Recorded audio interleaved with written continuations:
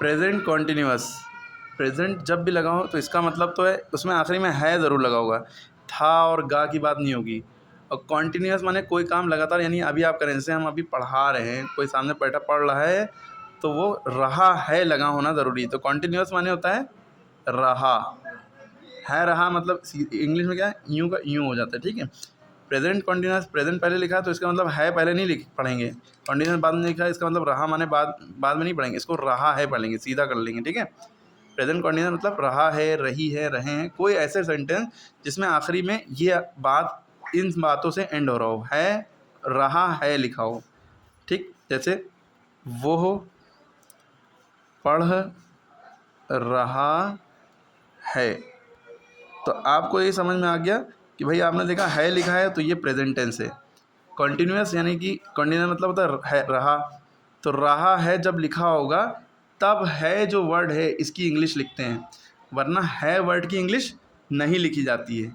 है वर्ड की इंग्लिश क्या होती है, इज़।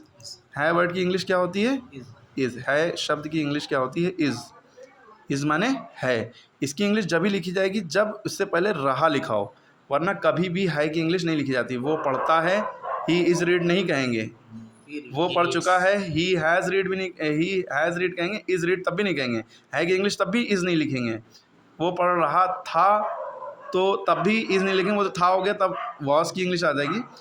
वो पढ़ेगा मतलब है, मतलब कहने का मतलब है जब तक होगा इसकी इंग्लिश जब भी लिखेंगे, तो है की इंग्लिश कब लिखेंगे, जब उससे पहले रहा लिखा हो। क्लियर है। अब लेकिन इंग्लिश में बदलते कैसे हैं, सबसे पहले काम कौन कर रहा है, वो जो पढ़ रहा है, जो काम को कर रहा है, वो सब्जेक्ट है। सब्जेक्ट माने जो काम को कर रहा है, हिंदी सब्जेक्ट, हिंदी इंग्लिश वगैरह भी होते हैं। तो वो की इंग्लिश पहले आपने ही लिखी, ही माने होता है वो। पहले नंबर पे इसकी इंग्लिश लिखते हैं, लेकिन दूसरे नंबर पे इधर आ जाते हैं वर्ब पे। अब यहाँ पे है लगा है तो है की इंग्लिश लिखेंगे, इज़। अब पढ़ना को क्या कहते हैं, रीड। और रहा के मतलब समझ लिए आईएनजी होती है, रहा की इंग्लिश समझ लिए अपने आइडिया से, आईएनजी होती है। पहले नंबर पे ये, दूसरे नंबर पे ये, तीसरे नंबर पे ये, चौथे नंबर पे इसकी इंग्लिश। ओके, तो ही इज़ रीड और आईएनजी इंगे।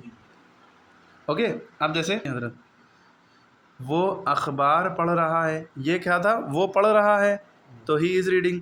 वो अखबार पढ़ रहा है, ये उपन्यास, उपन्यास को कहते हैं नॉवेल, ठीक है। तो वो की इंग्लिश हो गई ही, क्या हो गई, ही। मतलब ये वो सब्जेक्ट है, सबसे पहले वो की इंग्लिश हमने लिखी ही पहले नंबर पे। दूसरे नंबर पे क्या, इस पे जाएंगे, यहाँ दूसरे नंबर है ही इज़। अब इसके तीसरे नंबर पे वर्ब लिखते हैं, कोई काम करना है ना, पढ़ रूट वर्ड है उसका, वर्ब का, क्रिया का। तो रीड लिखा, और रहा का मतलब होता है आईएनजी, ये चौथे नंबर पे रीडिंग। अब क्या पढ़ रहा है, अखबार, न्यूज़पेपर, NEWS, न्यूज़ पेपर। अगर न्यूज़पेपर नहीं तो उपन्यास लिखा है तो नॉवेल, ठीक है, स्मॉल एल लिखिएगा, लास्ट में डॉट, ठीक। अब कोई भी सब्जेक्ट से रिलेटेड चीज़ पढ़ रहा है, ये तो न्यूज़पेपर नॉवेल कोई सब्जेक्ट तो है नहीं, हिंदी इंग्लिश सब्जेक्ट से रिलेटेड तो है नहीं। सब्जेक्ट से रिलेटेड जैसे अंग्रेज़ी पढ़ रहा है, मैथ पढ़ रहा है, मैथ तो नहीं, फिर इसके लिए स्टडी लगता है, ठीक है। तो वो अंग्रेज़ी पढ़ रहा है, सब्जेक्ट से रिलेटेड है, तो सबसे पहले ही इज़ स्टडी। अब पढ़ना, यहाँ पे जो पढ़ वर्ड है, पहले पढ़ माने रीड हो रहा था, है ना, अब इस पढ़ माने स्टडीइंग, STUDY स्टडी होता है, क्योंकि रहा है तो वाई हटा के ING लगा देते हैं, वाई हट जाता है, स्टडीइंग। क्या पढ़ रहा है, इंग्लिश, हिंदी, इंग्लिश, उर्दू, कुछ भी हो, इंग्लिश लिख सकते हैं, इंग्लिश लैंग्वेज इंग्लिश लिखते हैं बस, काफ़ी है। इंग्लिश अंग्रेज़ी भाषा पढ़ रहा है तब इंग्लिश लैंग्वेज लिखेंगे। ओके, तो इस तरह की चीज़ें हैं। मैथ्स पढ़ रहा है तो ही इज़ प्रैक्टिसिंग मैथ्स, ठीक है। अच्छा, एक चीज़ बच्चे कुछ कंफ्यूज होते हैं, सर मैथ सही है कि मैथ सही है, मैथ सही है कि मैथ सही है। मैथ में दोनों ही सही है, ये भी सही है, ये भी सही है। ये ब्रिटिश इंग्लिश में लिखा जाता है, UK वाली है, अंग्रेज़ वाली, ये अमेरिकन इंग्लिश में। अमेरिकन इंग्लिश ज़्यादातर शॉर्ट होती है, बहुत सी चीज़ें अमेरिकन इंग्लिश में शॉर्ट होती हैं। फॉर एग्जांपल अमेरिकन, आप कहेंगे सर कलर की स्पेलिंग क्या होती है, COLOUR, इसका मतलब होता है कलर, कलर माने रंग, यही स्पेलिंग सही है, लेकिन हम कह रहे हैं ये भी सही है, COLOR, यू हटा दिए, ये भी सही है। ये अमेरिकन इंग्लिश में, अमेरिका में इसका इस्तेमाल, और ये ब्रिटिश में या अदर इंग्लिश में भी, ठीक है।